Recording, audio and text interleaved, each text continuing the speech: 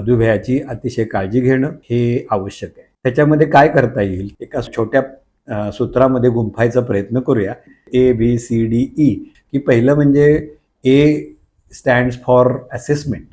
प्रत्येकाने सगळ्या वयोगटामध्ये आपल्या शरीराची तपासणी, जास्त करून रक्ताची तपासणी, आपला BMI वगैरे ह्या सर्व गोष्टींची सतत तपासणी करत राहणं हे अत्यावश्यक आहे.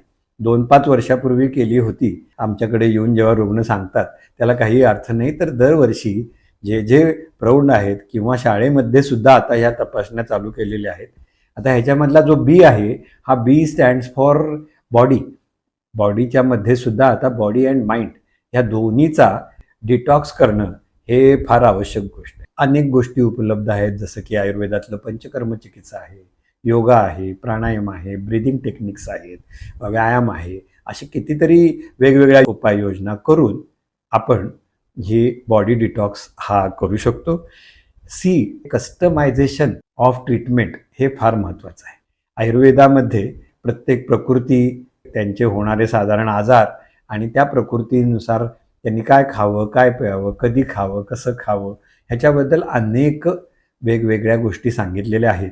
जे योग्य गोष्टी आहेत जास्त करून मधुमेही रुग्णांसाठी, त्या त्यांनी वैद्यकीय सल्ल्याने जरूर कराव्यात. आता ह्याच्याबरोबर अजून एक महत्त्वाची गोष्ट आहे, ती म्हणजे डी स्टँड्स फॉर डाएट.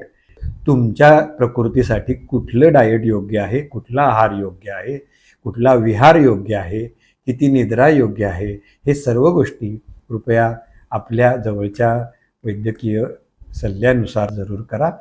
आणि ह्यातलं शेवटचा E stands for first is of course exercise. व्यायामाचं महत्त्व हे अबाधित आहे. आणि त्याचबरोबर E stands for emotional wellbeing.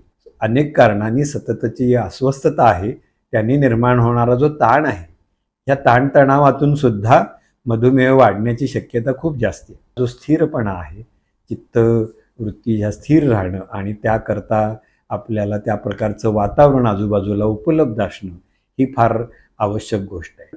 तर आहार, विहार आणि औषधी तिन्हीचा एकत्रित संगम, हा त्रिवेणी संगम म्हणजेच आयुर्वेदिक चिकित्सा आहे. आयुर्वेद रसशाळेच्या वतीनं मी आपणा सर्वांना दीर्घायुष्य आणि उत्तम आयुष्य लाभो, आरोग्याची चांगली आपली सुरुवात या निमित्ताने व्हावं, अशा सदिच्छा व्यक्त करतो. धन्यवाद.